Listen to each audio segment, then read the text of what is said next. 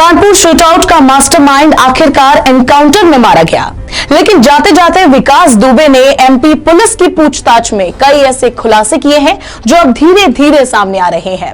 इसी में अब एक और नया खुलासा हुआ है। खुलासा एसटीएफ की तरफ से, जब विकास को उज्जैन से कानपुर लाया जा रहा था। हेलो दोस्तों, मैं हूं अनुश्री और आप देख रहे हैं न्यूज 24 का यूट्यूब चैनल। विकास के एनकाउंटर के बाद यूपी पुलिस जुट गई है उन अपराधियों को पकड़ने में जिन्होंने विकास की मदद की थी, और दूसरे आरोपियों की भी इसमें तलाश जारी है। लेकिन इसी बीच एसटीएफ ने एक खुलासा किया है। ये खुलासा उस दौरान हुआ जब विकास को गाड़ी से, मतलब उज्जैन से कानपुर लाया जा रहा था, और ये खुलासा ऐसा है जिससे पुलिस महकमे के कई अफसरों को परेशानी हो सकती है।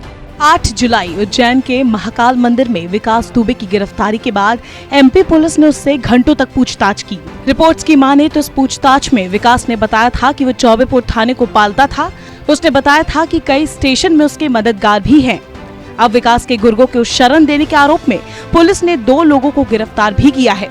पुलिस अब उन लोगों को दबोचने में जुट गई है जिन्होंने एनकाउंटर से पहले कानपुर के बिकरू गांव से विकास के भागने और पनाह देने में मदद की थी। वही एसटीएफ की पूछताछ से ये बात भी सामने आई है कि विकास ने अपनी आवासीय योजना में कई पुलिस वालों को सस्ते दामों में प्लॉट दे रखे थे। ये भी पता चला कि कुछ पुलिसकर्मियों को हर महीने रकम भी पहुंचवाता था।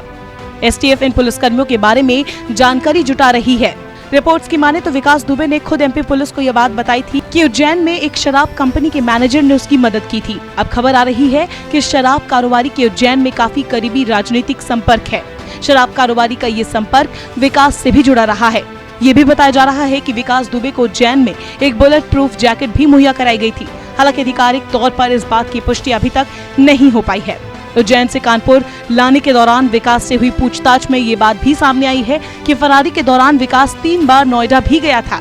हालांकि ये हैरान करने वाली बात है कि इन तीनों मौकों में पुलिस को एक बार भी उसके नोएडा में होने की भनक नहीं लगी, जबकि अगर गौर करें तो नोएडा के हर नाके चौराहों पर उस वक्त पुलिस की तगड़ी चेकिंग थी।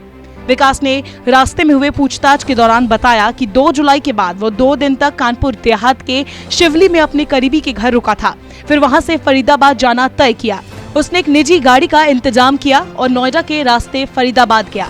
हैरान करने वाली बात यह है कि इस दौरान उसकी कार की कहीं चेकिंग नहीं की गई। वही आगे पूछताछ में पता चला कि 7 जुलाई को उसकी फरीदाबाद से जुड़े वीडियो फुटेज वायरल होने के बाद उसे लगा कि पकड़ा जा सकता है तो वो वहां से नोएडा गया और एक वकील से मुलाकात की। वकील ने उससे अदालत में सरेंडर की एप्लीकेशन लगाने के लिए 50,000 रुपए मांगे। उसके पास कैश नहीं था, इसलिए उसने ऑनलाइन ट्रांजैक्शन करने की बात कही।